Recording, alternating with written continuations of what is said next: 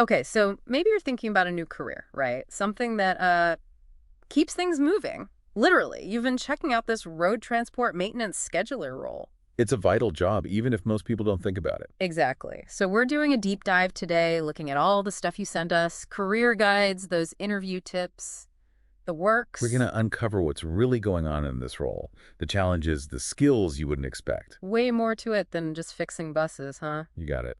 So this RoleCatcher guide we've got here, it makes it clear. This isn't your typical mechanic job. It's about the whole system, yeah. And that system's getting more complex all the time. Public transport is essential, got to be efficient. Efficient. So what's that mean for someone actually doing this job? Think about it. You've got all these buses, trains, whatever, all needing different kinds of upkeep. The scheduler's the one who figures out how to make that happen, when to schedule things, who's doing what. Ah, so it's like a huge puzzle. But instead of little pieces, you're fitting together what? Mechanic schedules and bus routes? And trying to account for when things go wrong, which they always do. Breakdowns, delays, you got to adapt. So where does all this take place? What's the work environment like? Is it all office work? Oh, you'll see some of that for sure. But picture this. Bustling maintenance yards, maybe even some time out by the tracks. It's not just sitting at a desk. Definitely not your typical 9 to 5 then.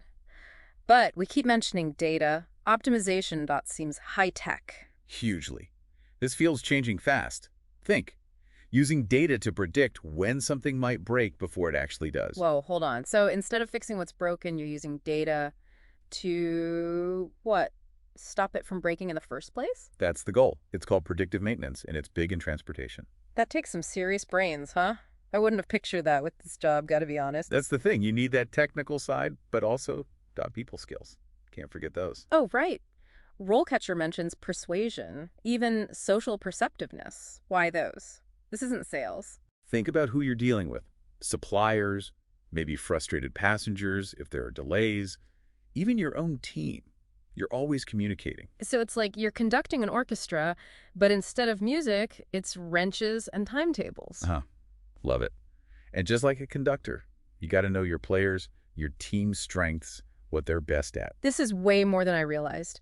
You need the technical stuff, you need people skills. Wild. That's That's what makes it so interesting. You're keeping things moving, literally, Yeah. for tons of people. Real impact. Okay, so say someone's listening and they're like, this is me, I'm good with my hands, I love figuring things out. Where do they even begin? Well, the cool thing is RoleCatcher actually lays out a whole career path for this. Oh, you don't just walk in as a top-level scheduler on day one. Not usually. You might start hands-on as a technician, learning how everything works. Then more experience, maybe some certifications. Certifications, how important are those? Like, gotta have them important. They definitely help, especially as you move up. RoleCatcher mentions a few, like the CMRP. That's Certified Maintenance and Reliability Professional.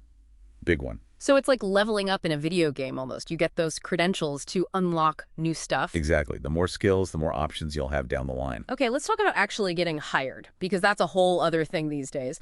What with all the AI, those online applications, how do you stand out? That's where RoleCatcher gets really interesting, especially this Beat the Automated Recruiter feature they've got. We'll dive into that right after the break.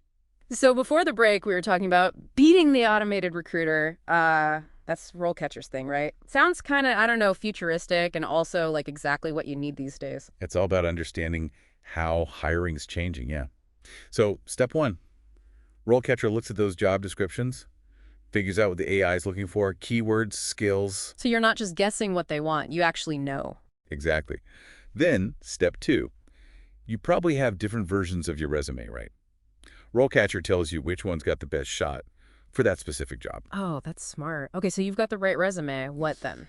Final step, finding the gaps. RoleCatcher spots skills from the job ad that maybe you haven't highlighted enough. So it's like, even if you haven't had the exact job title, it helps you connect the dots, show what you can do. Right, like maybe they want project management, but you organized, say, a volunteer thing. That counts. You just got to make it clear. That's awesome. Okay, so you get through all that, you still got to do the interview. What about those prep tools? So they've got tons of interview questions, right? Yeah. But these are specific to the job we're talking about, not just general stuff. Okay, so you're not stuck trying to rehearse for every possible question under the sun. Nope. And get this, you can record yourself answering.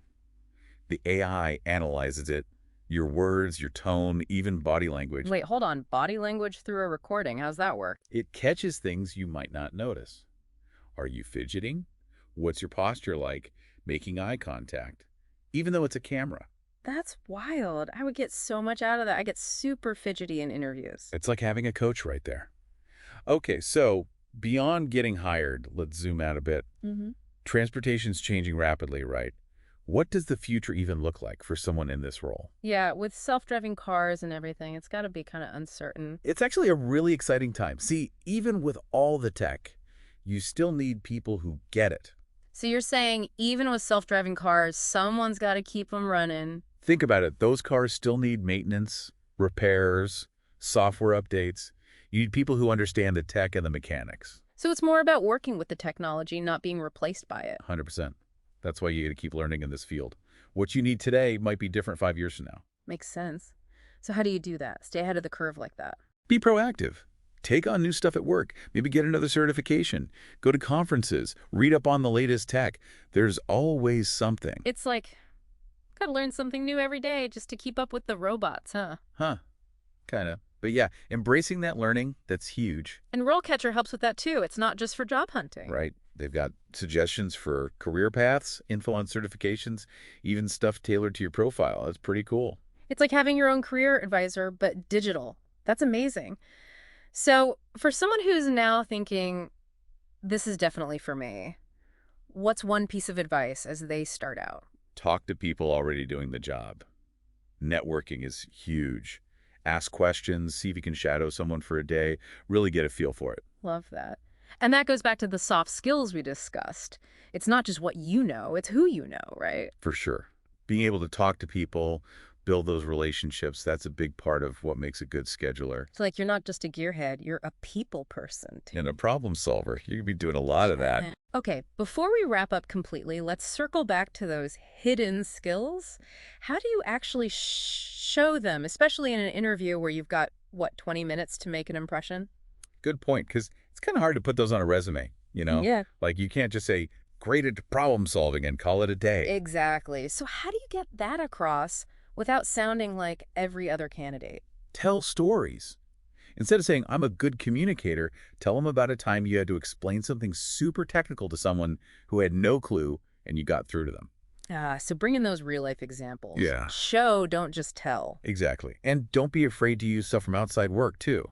Volunteer work, whatever. It all shows those skills in action. Right, because sometimes those everyday situations are the best test. Okay, that's great advice. Just find those aha moments in your own experience. What are you proud of? What challenged you? Love it. All right, that is some seriously good stuff.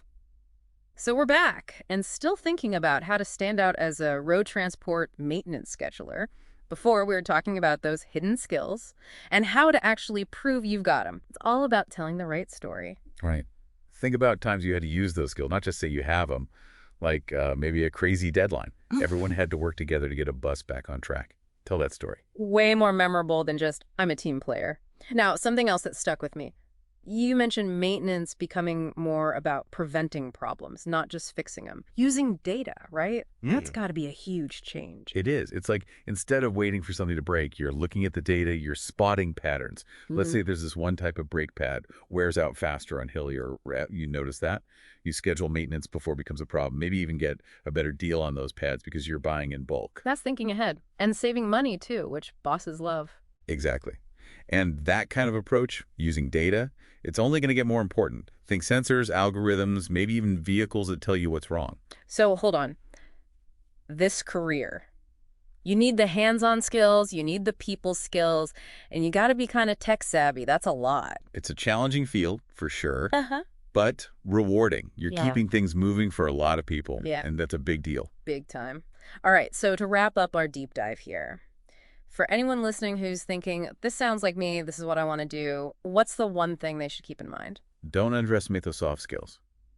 Yeah, the technical stuff's important, but being able to communicate, being adaptable, that's Yeah. what really sets you apart. Couldn't have said it better myself. And hey, that's where RoleCatcher comes in, right? Yeah, Helping you figure out what you need, how to show it off. exactly. It's your secret weapon, whether you're just starting out or you've been at it a while. Love it. All right, that is it for our deep dive into the world of the road transport maintenance scheduler. Hopefully, you've learned a ton and maybe even got a little inspired along the way. It's a career with a lot more to it than meets the eye. Challenging, yeah, but also incredibly rewarding. Couldn't agree more. Until next time, folks, keep those wheels turning.